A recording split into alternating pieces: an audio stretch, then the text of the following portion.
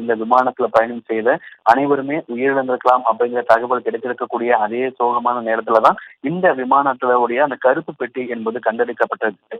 இந்த கருப்பு பெட்டி கண்டெடுக்கப்படும் மூலியமாக இந்த விபத்து எதனால் நடைபெற்றது என்பதை நம்மளால கண்டுபிடிக்க முடியும்.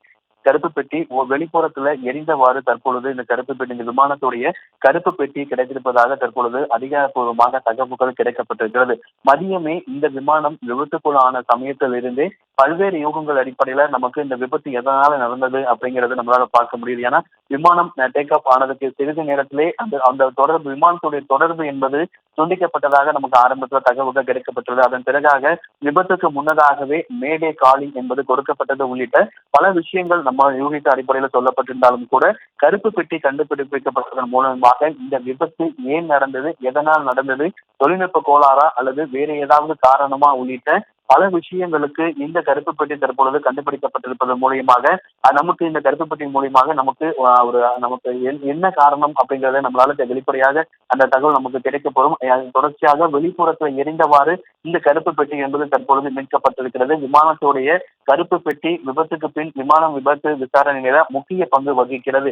எப்பவுமே ஒரு விமானம் விபத்துக்குள் ஆகக்கூடிய பட்சத்துல அந்த கருப்பு பெட்டி மட்டுமே, அந்த கருப்பு பெட்டியை கண்டெடுக்கப்படும் போது என்ன ரீசனால அந்த விமானம் விபத்துக்குள்ளானது அப்படிங்கறத நம்மளால ஐடென்டிஃபை பண்ண முடியும். இந்த விமானத்துடைய கருப்பு பெட்டி என்பது விபத்துக்கு பின்னதாக விமானம் விபத்து குறித்தான விசாரணையில மிக முக்கிய பங்கு வகிக்கிறது.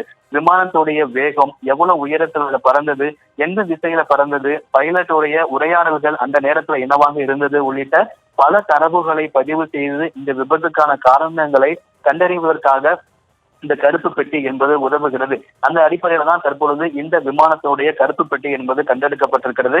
இந்த விமானம் எவ்வளவு வேகத்துல சென்றது, எவ்வளவு உயரத்தில் சென்ற போது இந்த விபத்து நடைபெற்றது, எந்த திசையை நோக்கி இந்த விமானம் செல்லும் போது இந்த விபத்து நடைபெற்றது, இந்த விபத்தின் பொழுது அந்த பைலட்கள் என்ன பேசினார்கள் உள்ளிட்ட கலந்துரையாடல்கள் எல்லாமே அந்த கருப்பு பெட்டியில இருக்கும். நம்ம இந்த கருப்பு பெட்டியை கண்டெடுத்திருக்கக்கூடிய சூழ்நிலையில தான் இந்த விபத்து குறித்தான நமக்கு அதிகாரப்பூர்வமான அவர்களை ஆய்வு செய்த பிறகாக நமக்கு அது தெரிவிப்பார்கள்.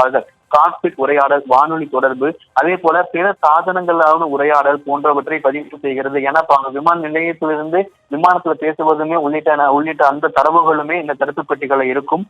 தரவுகளை பாதுகாத்து நீர், தண்ணீர் போன்ற ஆபத்துகள் இருந்து தரவுகளை பாதுகாக்கும் வகையில தான் இந்த பிளாக் பாக்ஸ் என்பது வடிவமைக்கப்பட்டிருக்கிறது. பதிவு செய்யப்பட்ட தரவுகளை ஆய்வு செய்து விபத்துக்கான காரணங்களை கண்டறியுமே இந்த பிளாக் பாக்ஸ் என்பது உதவக்கூடிய ஒரு சூழ்நிலை தான். மிக முக்கியமான ஒரு சூழல்ல இந்த கருப்பு பெட்டி என்பது வெளிப்புற எரிந்தவாறு தற்பொழுது கண்டெடுக்கப்பட்டிருக்கிறது.